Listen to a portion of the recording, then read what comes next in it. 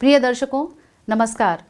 चल रहे कोविड महामारी के मद्देनजर आपसे अनुरोध किया जाता है कि कोविड उपयुक्त व्यवहार का पालन अवश्य करें, जैसे कि मास्क पहनना, नियमित रूप से हाथ धोना, उचित शारीरिक सामाजिक दूरी बनाए रखना और भीड़ भाड़ वाली जगहों से बचना। आइए सुनते हैं आज के मुख्य समाचार। सेल राउरकेला इस्पात संयंत्र के मैकेनिकल शॉप कर्मी समूह द्वारा पहली बार temper turning operation. SAIL RSP में संवेदन लिंग संवेदीकरण कार्यशाला आयोजित।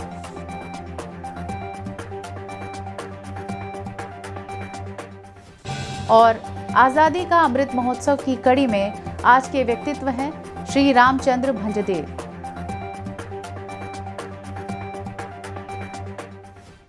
अब समाचार विस्तार से। सेल राउरकेला इस्पात संयंत्र के मैकेनिकल शॉप के कर्मचारियों के उद्यमशील प्रयासों ने घरेलू संसाधनों का उपयोग करके प्लेट मिल के लिए टर्न टेबल रोल के निर्माण में मदद की है। इससे न केवल उपकरणों की उपलब्धता बढ़ाने में मदद मिली, बल्कि कंपनी के लिए पर्याप्त बचत भी हासिल हुई। उल्लेखनीय है कि प्लेट मिल में प्लेटों के सुचारू उत्पादन के लिए टर्न टेबल रोल की आवश्यकता होती है। मिल में उपलब्ध टर्न टेबल रोल बुरी तरह से क्षतिग्रस्त हो गया था। प्लेट मिल में प्लेटों के सुचारू रोलिंग के लिए तत्काल प्रतिस्थापन की आवश्यकता थी। प्लेट मिल का उपलब्ध आवश्यक अतिरिक्त टर्न टेबल रोल 8 मीटर लंबा और 550 मिलीमीटर व्यास और वजन लगभग 7 मीट्रिक टन था। इस रोल में 4 मीटर लंबाई के टेम्पर टर्निंग की आवश्यकता थी। इसका व्यास 550 मिलीमीटर से घटाकर 4 मीटर से अधिक 490 मिलीमीटर कर दिया गया था। स्थिति पर चर्चा कर उपलब्ध संसाधनों से इस यंत्र के निर्माण की जिम्मेदारी मैकेनिकल शॉप को सौंपी गई। मैकेनिकल शॉप में उपलब्ध लंबी लेद मशीन को देखते हुए इस टीटी रोल के टेपर टर्निंग की विस्तृत ड्राइंग और इसकी खामियों का अध्ययन किया गया। मशीन में केवल 1 मीटर तक टेपर टर्निंग की सुविधा थी, जबकि आवश्यक टेपर टर्निंग की लंबाई 4 मीटर थी। टेपर टर्निंग अटैचमेंट गियर को 4 मीटर लंबाई के टेपर टर्निंग के लिए प्राप्त गणना के आधार पर संशोधित किया गया था। लेद मशीन में कार्य के वास्तविक टर्निंग ऑपरेशन से पहले इसे सफलतापूर्वक आजमाया और चेक किया गया। 4 मीटर तक लंबी लेद मशीन में टेम्पर टर्निंग ऑपरेशन प्रारंभ के बाद से पहली बार शॉप्स में किया गया। 600 मिलीमीटर व्यास और 9 मीटर लंबे एचएसएम विभाग के प्रयुक्त स्पिंडल को टीटी रोल के निर्माण के लिए कच्चे माल के रूप में उपयोग किया गया था, इसलिए कच्चे माल की इनपुट लागत लगभग नगण्य थी।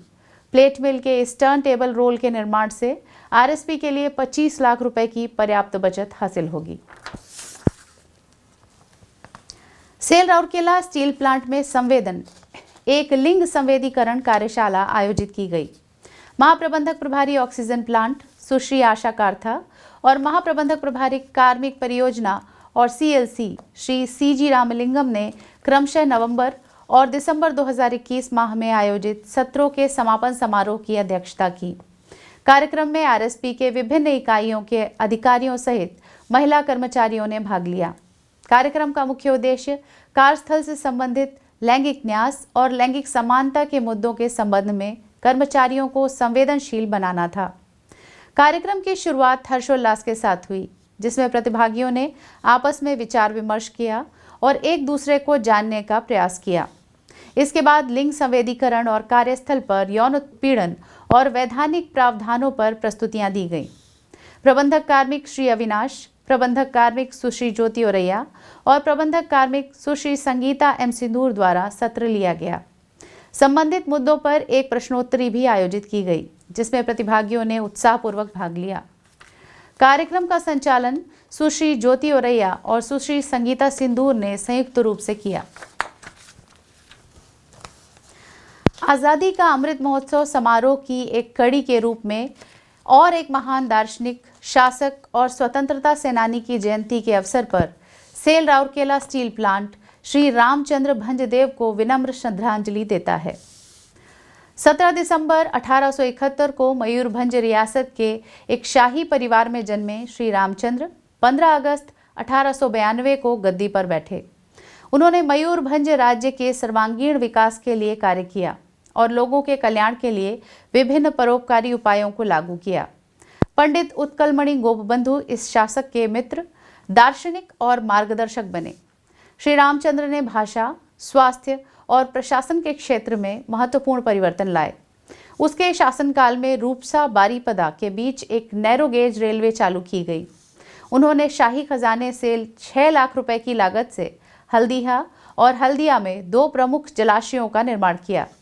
इसी तरह शैक्षिक क्षेत्र में उन्होंने अपने शाही अधिकार क्षेत्र में प्राथमिक विद्यालयों की संख्या 44 से बढ़ाकर 400 कर दी थी। हालांकि वे मयूरभंज के राजा थे, लेकिन उन्हें पूरे उड़ीसा से बहुत प्यार था।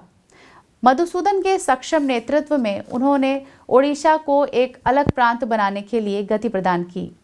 1903 में श्री रामचंद्र ने उत्कल सम्मेलन के पहले सत्र की अध्यक्षता की। बाद में इस सम्मेलन के ठोस प्रयासों के कारण 1 अप्रैल 1936 को एक अलग राज्य बनने का ओडिशा का सपना साकार हुआ। ओडिशा के इस गौरवशाली संतान का 22 फरवरी 1912 को निधन हो गया। आज के हिंदी समाचारों में इतना ही। नमस्कार।